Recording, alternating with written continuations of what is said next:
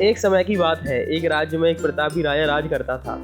एक दिन उसके दरबार में एक विदेशी मेहमान आया और उसने राजा को एक सुंदर पत्थर उपहार स्वरूप प्रदान किया। राजा वह पत्थर देख बहुत प्रसन्न हुआ। उसने उस पत्थर से भगवान विष्णु की प्रतिमा का निर्माण कर राज्य के मंदिर में स्थापित करने का निर्णय लिया और प्रतिमा निर्माण का कार्य राज्य के महामंत्री को सौंप दिया। महामंत्री गांव के सर्वश्रेष्ठ मूर्तिकार के पास गया और उसे वह पत्थर देते हुए बोला, महाराज, मंदिर में भगवान विष्णु की प्रतिमा स्थापित करना चाहते हैं। 7 दिन के भीतर इस पत्थर से भगवान विष्णु की प्रतिमा तैयार कर राय महल पहुंचा देना। इसके लिए तुम्हें 50 स्वर्ण मुद्राएं दी जाएंगी। 50 स्वर्ण मुद्राओं की बात सुनकर मूर्तिकार खुश हो गया और महामंत्री के जाने के बाद प्रतिमा का निर्माण कार्य प्रारंभ करने के लिए अपने औजार निकाल लिए।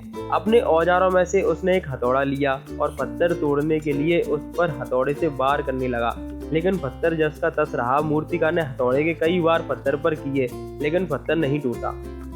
50 बार प्रयास करने के बाद मूर्तिकार ने अंतिम बार प्रयास करने के उद्देश्य से हथौड़ा उठाया, लेकिन यह सोचकर हथौड़े पर प्रहार करने से पहले ही उसने अपना हाथ खींच लिया कि जब 50 बार वार करने के बाद पत्थर नहीं टूटा तो अब क्या टूटेगा। वह पत्थर लेकर वापस महामंत्री के पास गया और उसे यह कहकर वापस कर आया कि पत्थर को तोड़ना नामुमकिन है, इसीलिए इससे भगवान विष्णु की प्रतिमा नहीं बन सकती।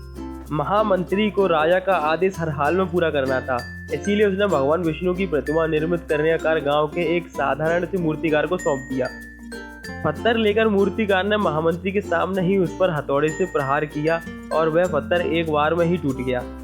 पत्थर टूटने के बाद मूर्तिकार प्रतिमा बनाने में जुट गया। इधर महामंत्री सोचने लगा कि काश पहले मूर्तिकार ने एक अंतिम प्रयास और किया होता तो सफल हो गया होता और 50 स्वर्ण मुद्राओं का हकदार बनता। दोस्तों, हमें कुछ असफलताओं से निराश होकर हार नहीं माननी चाहिए और अपने लक्ष्य को पाने के लिए फिर प्रयास करना चाहिए, क्योंकि कई बार गुच्छे की आखिरी चाबी भी ताला खोल देती है।